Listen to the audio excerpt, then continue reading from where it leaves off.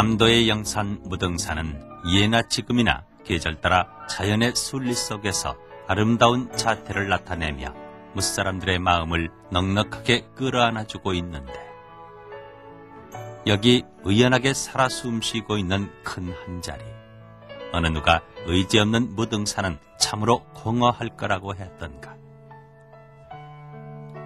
의제 화백년과 무등산, 평생을 그곳에서 자리하면서 참인간으로서 고귀하게 살다가 삶을 마치고 난 이 시간 또 그 자리에 묻혀 있으니 무등산과는 어쩔 수 없는 인연인가 보다. 의제 가신 지 20년, 그 시간이 결코 짧은 시간은 아니련만 그를 기리고 그의 숨결을 맡아보려는 사람들이 끊이지 않고 있으니 어인 일인가.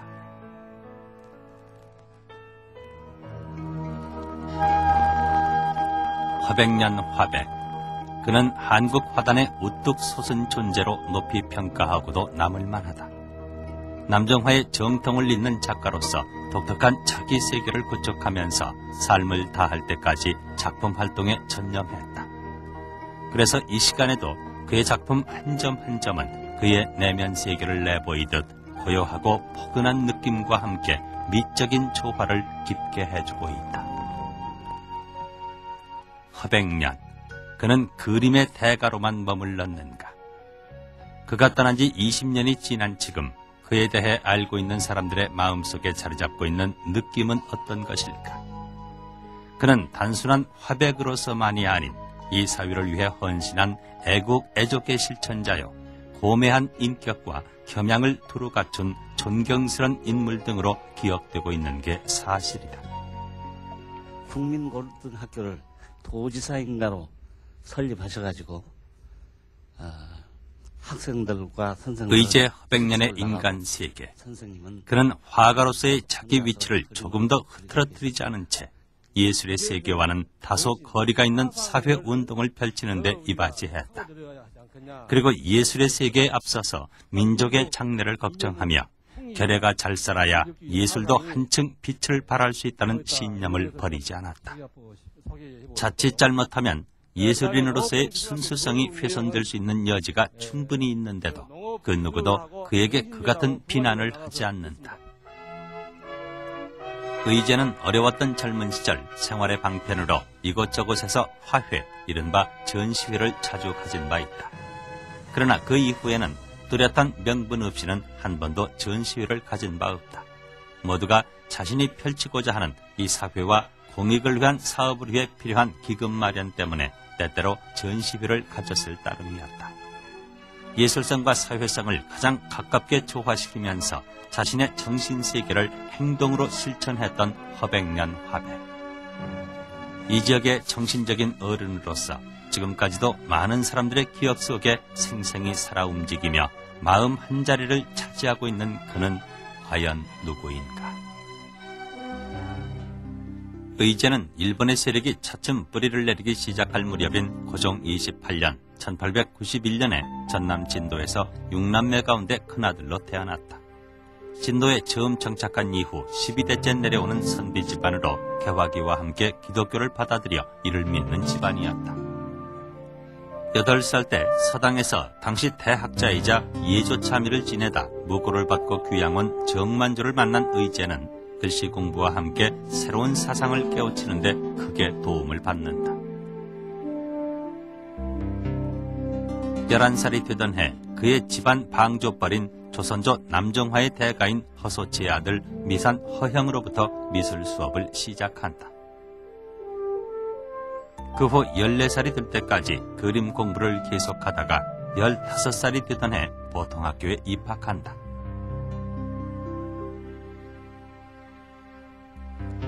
평소 법률 공부를 구원했던 정만조가 귀양이 풀려 서울로 간 다음 해인 1910년 20살이 됐을 때 서울로 올라가 기호학교에 입학했으나 그 해에 한일 합병이 있어 나라를 잃은 슬픔 때문에 진도로 낙향하게 된다.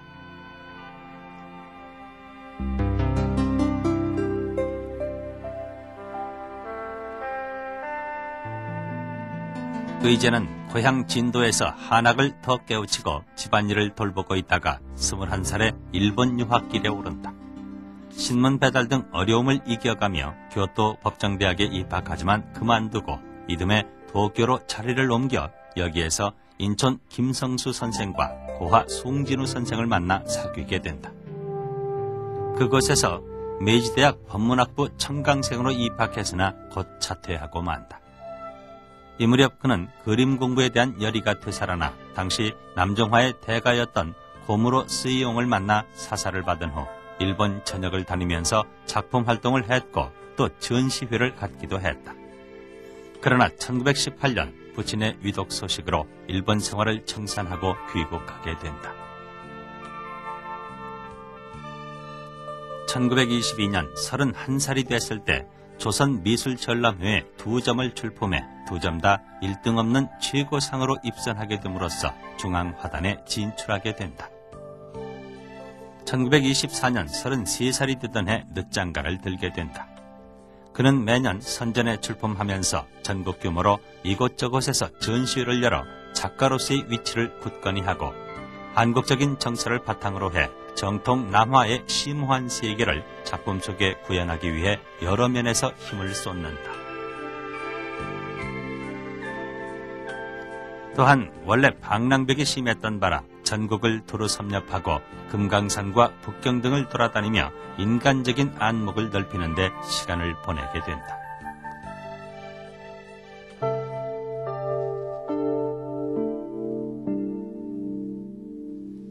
의제가 이 세상에 태어나 자라면서 참인간으로 틀을 형성하는데 그 힘의 원천은 무엇이었던가? 그가 자라났던 진도는 예술의 섬이라고 일컬어지며 산세가 수려하고 온화한 날씨가 적합한 이상적인 자연 조건을 지니고 있고 조선시대 사색당쟁으로 인해 불운한 인재들이 유배당에 머물렀던 곳이어서 식견 높은 학자들이 시, 서, 화를 재현했던 곳이기도 하다.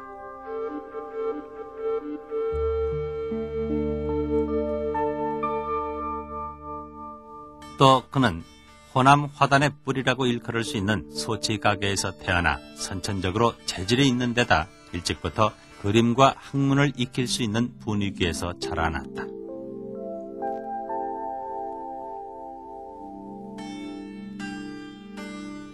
그리고 비교적 개화된 집안에서 정만조라는 스승을 만나 정신적으로 깨우칠 수 있었음은 크게 다행한 일이었다. 일본 유학 때 김성수, 송진우 선생과의 사귐은 여러 가지 면에서 큰 영향을 주었다 할 수 있고 또 일본 화단의 거목인 고무로 스이용과의 만남은 화가로서 자리를 잡는 데 많은 도움이 됐다. 27세에 귀국해 고국에서 지내면서 작가로서의 틀을 잡는 데 분방한 생활을 하게 됐고 화가로서의 위치를 확고히 하기도 했다.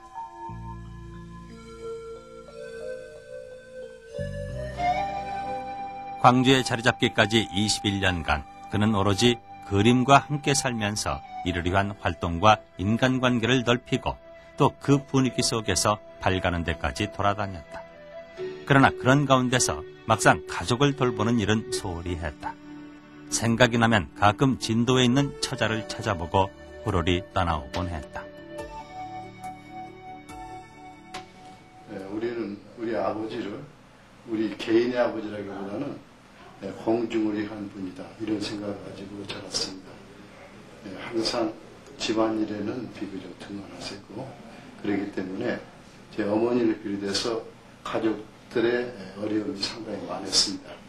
그럼에도 불구하고 아버님의 사적인 것을 초월한 이러한 사고방식이나 또는 생활 태도를 저희들이 이해를 했고 그것이 옳은 일이다 이렇게 생각하고 따랐습니다.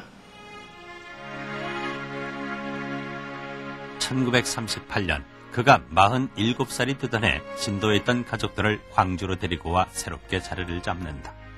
이때가 큰아들 광득이 고등학교 5학년, 둘째 아들 진득이 5살, 결혼한 지 14년 만에 비로소 남편과 아버지로서의 위치를 찾게 된다. 오랜만에 광주로의 정착, 이것은 무엇보다도 부인과 자녀들의 기쁨이었고 또 의제 본인으로서도 안정된 마음속에서 새 뜻을 펼칠 수 있는 새로운 계기가 되기도 했다. 의제는 광주에 자리 잡으면서 작품 활동에도 더 한층 힘을 쏟게 된다.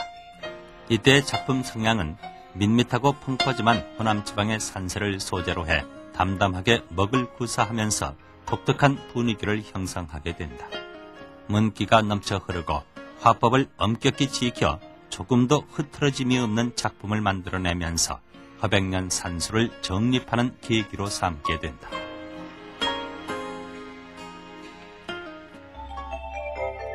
또한 의제는 광주에 자리 잡으면서 바로 연진회를 만들게 된다.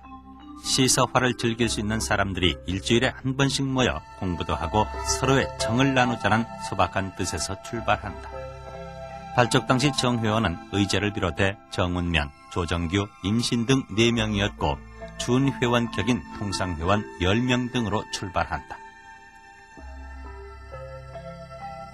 의제는 전시회를 열어 100여 평에 이르는 회관을 마련하고 뜻을 같이 하는 사람들을 모아 그림 공부를 시키기도 했지만 정치가 문필가들에게까지도 문호를 개방해 민족 정신을 찾는 정신운동의 산실 역할을 하기도 했다. 연진회 활동은 해방 전까지 계속되다가 2차 대전이 막바지에 접어들면서 중단되고 만다. 의제는 해방 전후의 어수선함 속에 진도에 머무르면서 부모님의 죽음을 맞는다. 해방이 되자 의제는 정치단체들로부터 시달림을 받는다. 좌측에서는 건국준비위원회에 의제를 끌어들이려 했고 김성수 선생으로부터는 한민당에 입당할 것을 강력히 권유받았으나 모두 사양했다. 의제는 소란스러운 사회 분위기에 말려 들어가기 싫어 무등산 정심사에 들어가 오방 최흥종 목사와 기거를 함께하면서 정신적인 교류를 깊게 하게 된다.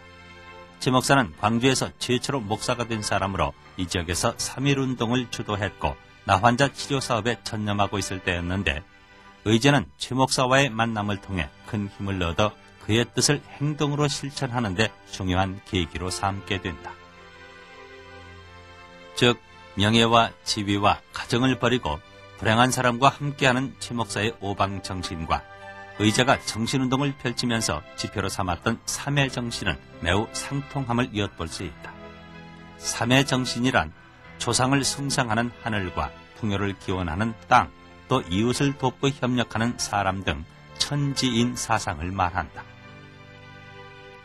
이 즈음에 의제와 최 목사는 농업기술학교를 설립하기 위한 준비에 힘을 합하게 된다. 우리 가난한 농촌을 잘 살게 하기 위해서는 훌륭한 농촌 지도자를 많이 양성해야 하고 이를 위해서는 돈이 없어도 교육을 받을 수 있는 교육기관을 만들어야 한다는 것이었다. 해방 후 몇몇 분이 말하기를 지금 세계에 신흥한 국가로 말할 거면 정말이라는 데가 조그마한 나라인데 문화가 대단히 못하다. 그래가지고 책을 읽어보고는 우리나라도 농업국이니까 경제적으로 일어나자 할 것 같으면 농업에 떠날 수는 없다. 그렇게 해서 정말과 같이 청년들을 양성을 해가지고 우리가 농사를 하자. 그 소리를 들으니까 참 내 마음에 꽉 맞거든. 또 놈을 시작을 했다가 처음에는 무등산 정심사 강원에서 광주 국민고등학교로 문을 열었으나 2년 뒤에는 광주 농업고등기술학교로 인가를 받아 춘모감 별관으로 자리를 옮겼다. 교장은 최 목사였고 의제는 부교장이었으나 내용상으로는 의제가 이끌어갔다. 운영비는 전시회를 열어 마련할 수밖에 없었다. 이럴 즈음 최 목사가 다른 일들 때문에 떠나버렸다. 의제는 그가 물려주고 간 오방정을 헐어 새로 건축하고 춘설헌이라는 당호를 짓고 거처를 마련하게 되는데 그는 평생 동안 이곳에 머무르면서 모든 뜻을 펴게 된다.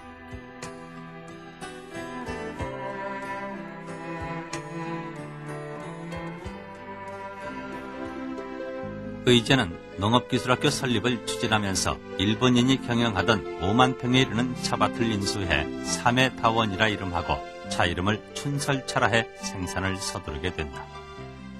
우리나라의 차 역사는 멀리 신라시대까지 거슬러 올라가는데 오늘날 우리 주변에서는 이 좋은 차를 마실 줄 모르기 때문에 차를 생산해 많은 사람들이 마시도록 하자는 뜻이었다. 농업기술학교 운영이나 차 사업 모두가 실로 힘겨운 일이었다.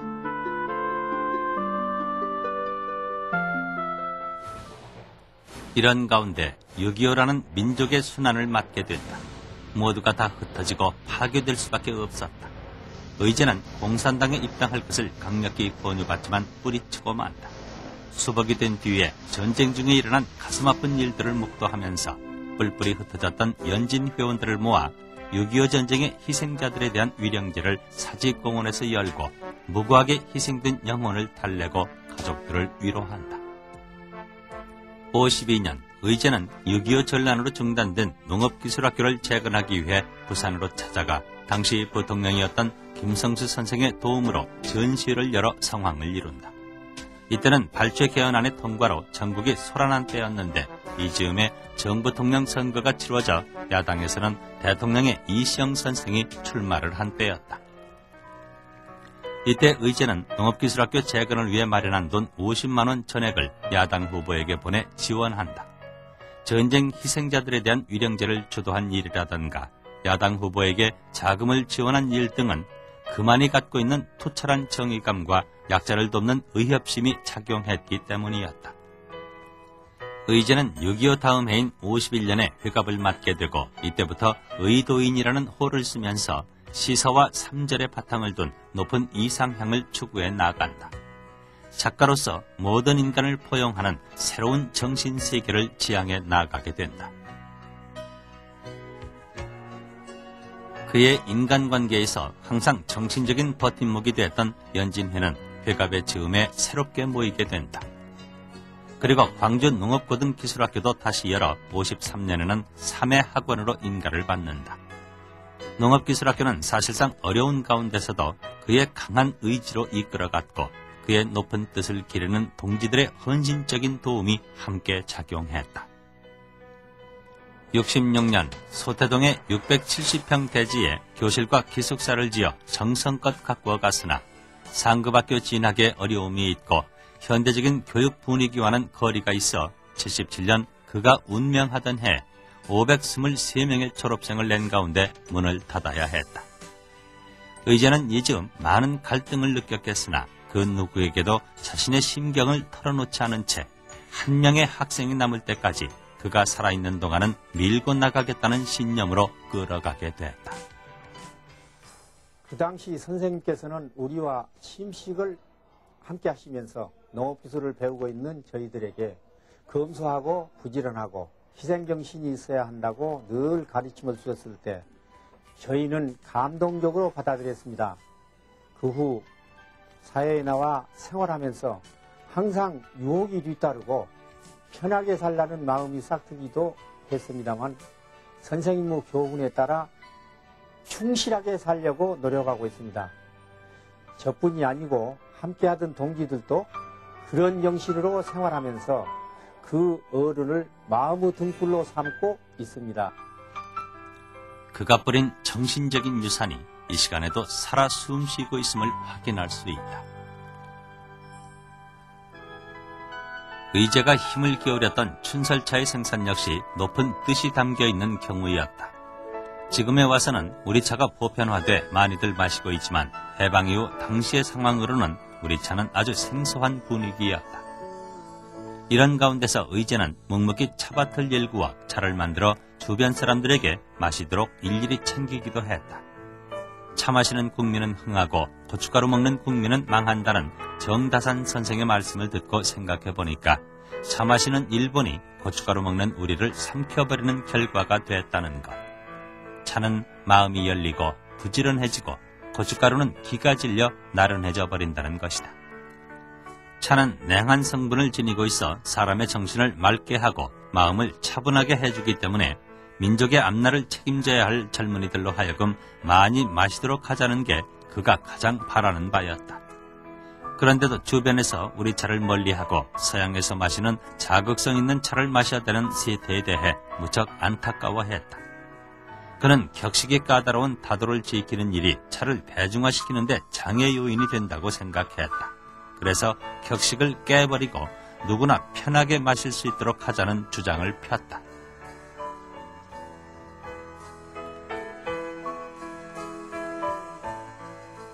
그 자신은 하루 종일 차를 마시면서 생활했다. 그가 평생 동안 무등산에서 기거할 수 있었던 것도 거기에 푸르른 차밭과 그 차맛을 제대로 낼 수 있는 맑은 물맛 때문이었던 것 같다. 그를 따르는 제자들도 차 끓이는 법과 차 마시는 습성부터 터득해야 했음은 물론이다. 의제는 50년대와 60년대까지 그의 나이로는 60세에서 70대 중반에 이르기까지 국전에 꾸준히 참여하면서 심사위원으로서 또는 작품 출품을 통해 작가로서의 역량을 적극적으로 펼쳐나갔다. 그의 작품 세계는 더욱 완숙경에 들어섰고 도덕적인 청렴함과 탈속의 경지가 더욱 무르익어갔다. 기교적인 세련미보다는 자연인으로서의 천진성이 꾸밈없이 드러나고 있다. 전원 생활에서 일상적으로 다가오는 농촌의 생활 풍경을 그리기도 하면서 근대 산수화의 모색적 방향을 시사하기도 했다. 1969년 그가 78세가 됐을 때 또 하나의 새로운 사업을 펼치게 된다. 이른바 무등산 단군신전 건립위원회를 발족시켰다. 의제 자신이 총책임을 맡고 광주 유지들의 많은 참여 속에 최기영 씨로부터 단군신전 건립 후보지 10,000평을 기증받았다. 또 그해 11월에는 서울에서 기금모금 전시회를 열어 큰 호응을 얻었다. 의제는 자신의 마지막 사업으로 이 일에 여생을 바치기로 하고 온 힘을 쏟았다.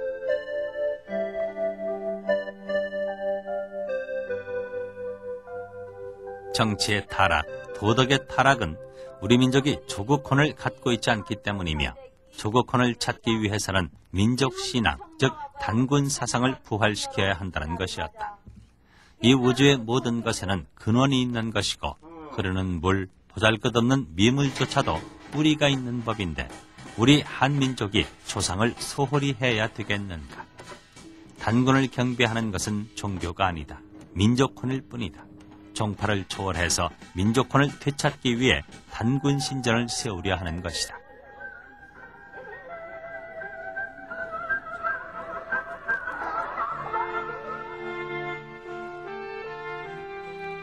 우리 국민, 민족이 어째 주체성이 부족한가? 그 원인을 우리 국조에 등한히 했다.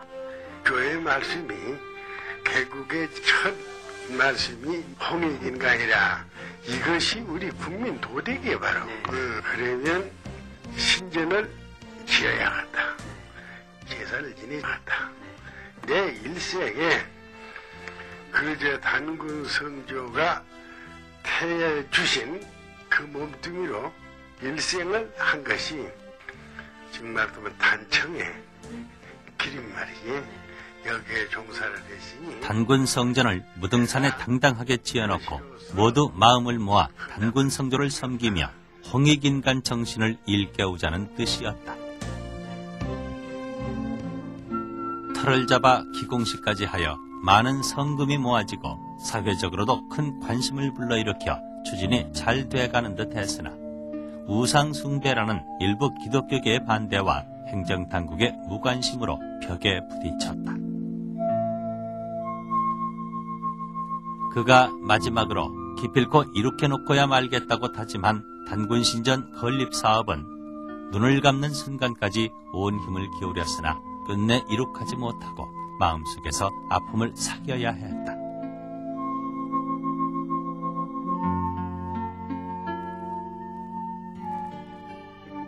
의제는 71년 나이 80세 미소를 맞아 동양화 6인전에 출품해 한국 화단을 주름잡던 화우들과 만나 기쁜 시간을 갖게 된다. 또 73년에는 동아일보사가 주최한 의제 회고전이 열렸고 거기에 참석하고 돌아와 병석에 눕고 만다. 그는 이해 예술원 종신회원이 되고 그 이듬해 74년에는 전남대학교로부터 명예 철학박사 학위를 받는다. 그에 앞서서 62년에는 대한민국 문화훈장을, 66년에는 예술원상을 받기도 한다. 의제의 마지막 5년 동안은 그 건강이 좋지 않은 상태여서 활발한 작품 활동을 하진 못했으나 마음에 맞는 작품을 한 점이라도 더 제작하기 위해 온 힘을 기울였다.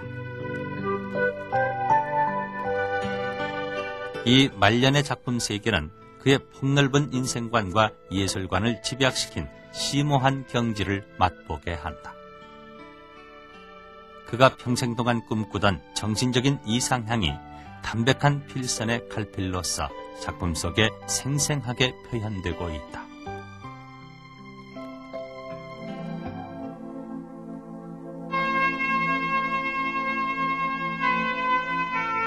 이 세상은 호해라 그렇게 말을 하고 그러는데 젊었을 때는 호해인 줄을 모르겠단 말이야. 오히려 괴로운 것도 쾌락이 더 많이 있지. 지금은 쾌락은 적어져가고 괴로운 것은 많아지니까 아이 나는 싫어요. 이제 나 한 80여 세까지 살았으면 이만하면 수했다 그런 생각밖에 안 나.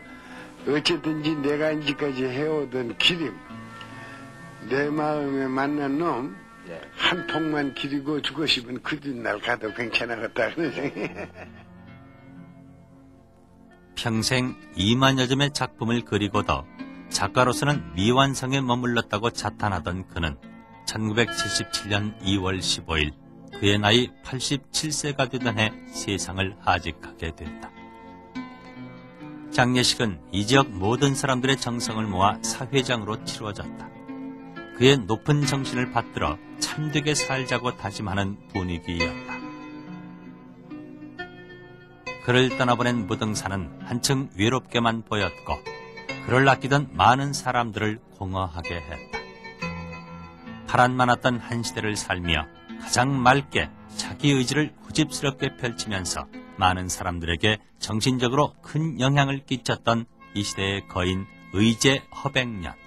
그는 결국 이 세상을 떠나고 말았다.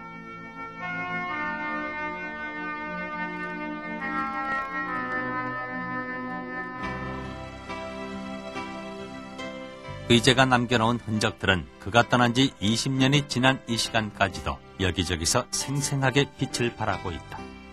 일찍이 그가 주도해 이끌었던 연진회는 초기와는 달리 그림 공부를 하는 제자들로 모임의 성격이 바뀌면서 매년 회원전을 갖고 활발한 활동을 해오고 있다. 그래서 이 회원들은 이 지역에서는 물론이고 중앙화단에까지 진출해 한국화를 발전시키는 데 크게 기여하고 있다.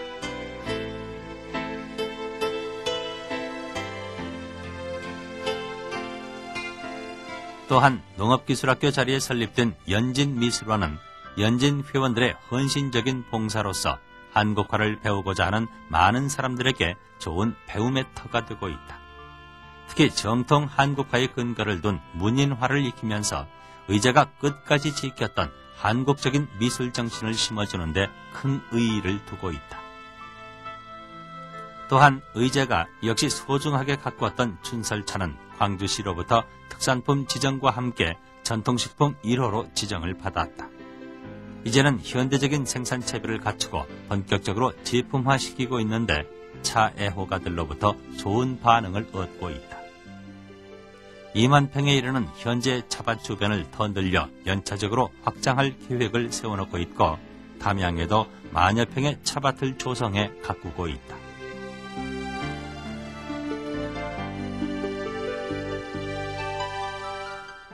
또 과거 우사로 사용하던 곳을 개조해 춘설차 시음장을 만들어 놓고 무등산을 찾는 사람들에게 부담 없이 마시도록 하고 있다. 미술학원과 차사업 모두 큰아들 광득 씨가 관리해 오다가 작고한 이후부터는 큰손자인 달재 씨에 의해 운영되고 있다. 금년으로 13해째를 맞는 의제 허백년 화백 전국 여성 서화 백일장은 해가 더할수록 참가자들의 수가 크게 늘어나 상황을 이루고 있다. 특히 전국적으로 참가자들이 확대돼서 우리의 정통적인 문인화와 서예의 저변 확대를 위해 크게 기여하고 있다. 또한 95년부터는 광주시에서 의제예술상을 제정해 한국미술계의 공이 큰 인물을 선정해 시상하고 있는데 1회 때에는 장우성 화백이, 2회 때에는 김기창 화백이 수상해 그 뜻을 빛내주고 있다.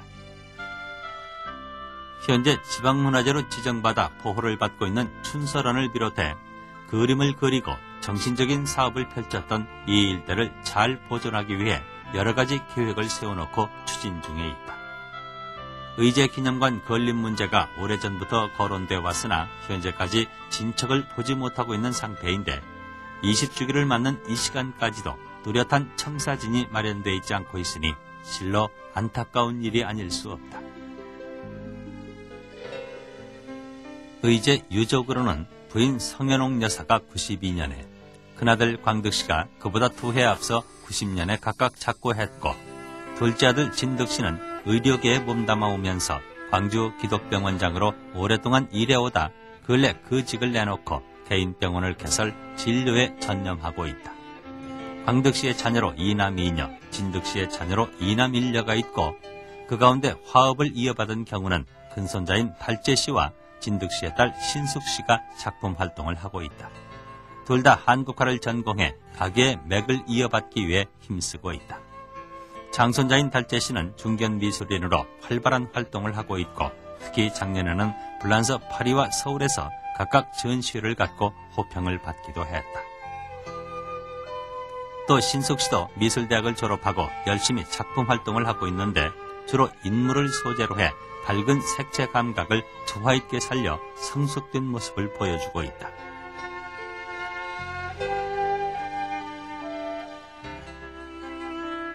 그가 이 세상을 떠난 지 20년이 지난 지금 그와 가깝게 지냈던 인물 가운데 많은 이들이 이미 세상을 떠났다.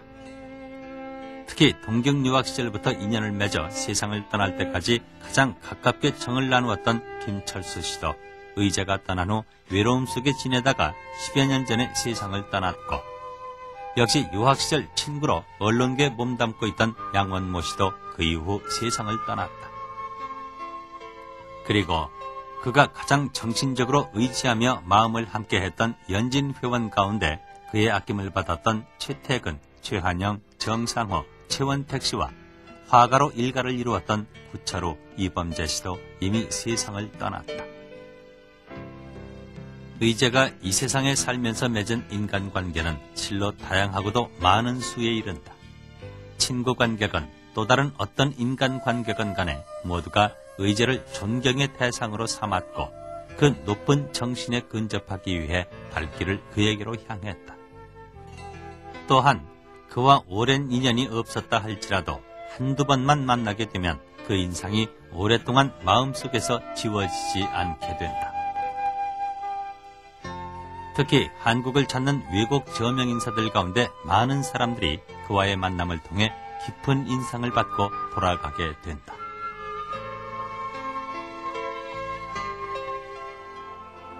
감각적이고 타산적인 세태가 우리 사회를 풍미하고 있는 이 시간, 의제가 우리에게 안겨준 교훈은 실로 소중하기만 하다. 평생 동안 작품 활동에 전념하면서 한국화단의 중추적인 위치에서 예술인으로서의 활동에 전념하면서도 병행하여 공익정신으로 민족의 장래만을 생각하고 또 실천하면서 의지적으로 살았던 의제 허백년. 홍익인간 정신으로 다 함께 마음을 모아 서로 도우면서 잘 살아보자는 이상향을 실현하기 위해 고집스럽게 행동으로 펼쳤던 값진 흔적들이 이 시간에도 고향의 숨결처럼 살아 움직이고 있다. 그가 이 세상을 살면서 뿌려놓은 소중한 행적들이 여기저기에서 향기를 더하며 우리 마음을 움직이고 있으니 그에 대한 여운은 더욱더욱 현란한 빛을 발하면서 우리 마음속에서 오래오래 지워지지